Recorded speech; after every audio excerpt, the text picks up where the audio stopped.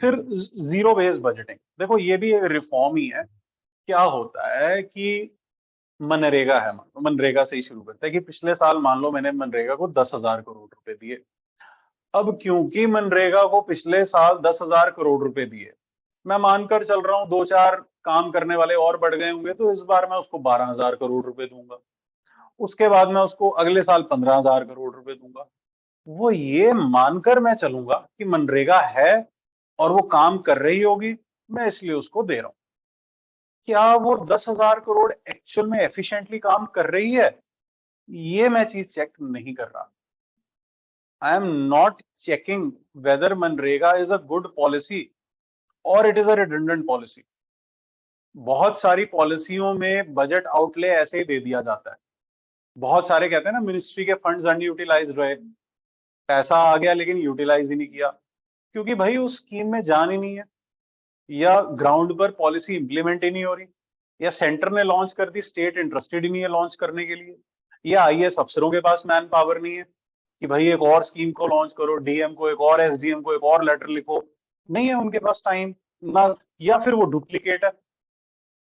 अब औरतों को तुम सबला में भी पैसे देते हो, इंस्टीट्यूशनल डिलीवरी में भी देते हो, लैक्टिक एसिड और फॉलिक एसिड टेबलेट्स के लिए भी देते हो, आईसीडीएस में भी देते हो।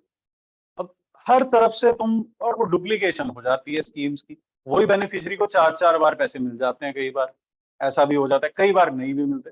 तो डीएम क्या करते हैं, डीसी जो समझदार होता है वो सोचता है यार ये स्कीम को मैं इम्प्लीमेंट ही नहीं करता, ताकि सेम तो बेनिफिशियरीज है, तो उनको भी क्यों दूं, उनको मतलब दो दो बार क्यों दूं, उस स्कीम में भी और उस स्कीम में भी। सो ये सारे प्रोसीजरल इश्यूज आते हैं।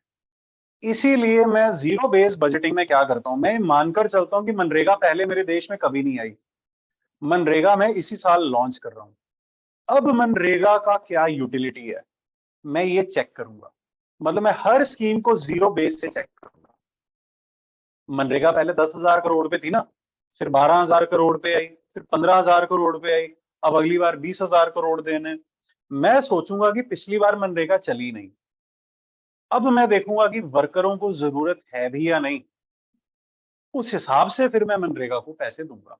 इसमें एक फायदा क्या हो सकता है, अब मान लो इकोनॉमी तुम्हारी ट्रांजिशन हो रही है सॉफ्टवेयर इकोनॉमी में, मनरेगा की दिहाड़ियां लगी नहीं रही, कम कर देंगे, यस, जीरो बेस से कम कर देंगे। किसान, यस, वही वही वही सेम, बिल्कुल बिल्कुल सेम, यस, यही चीज है। मैं हर चीज को नया मानकर चलूंगा कि इससे पहले मनरेगा कभी नहीं थी।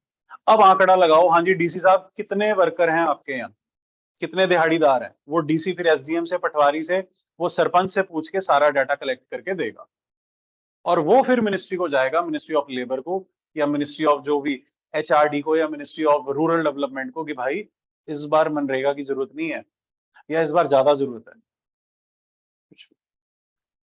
ठीक है। देन एक और चीज है, एक और इसमें क्रिटिसिज्म भी है इसका जीरो बेस्ड बजटिंग का, it is not suitable for all the schemes. देखो क्या है, बेटी बचाओ बेटी पढ़ाओ, मान लो तुमने स्कीम चालू करी, क्या उसका इम्पैक्ट तुम्हें एक साल में दिख जाएगा? फिर क्या तुम उसकी जीरो बेस्ड बजटिंग कर सकते हो? नहीं। तो जो सोशल सेक्टर स्कीम्स हैं, उनके आउटकम जो आते हैं वो कई कई साल, डेकेड्स बाद भी आते हैं। जो कांग्रेस ने मनरेगा 2003-4 में लॉन्च करी थी, 4-5 में, उसके इम्पैक्ट तुम्हें अब दिख रहे होंगे कि ओवरऑल पॉवर्टी तुम्हारे देश की कम हुई है। You understand? तो ये वाले लॉजिक होते हैं उसमें।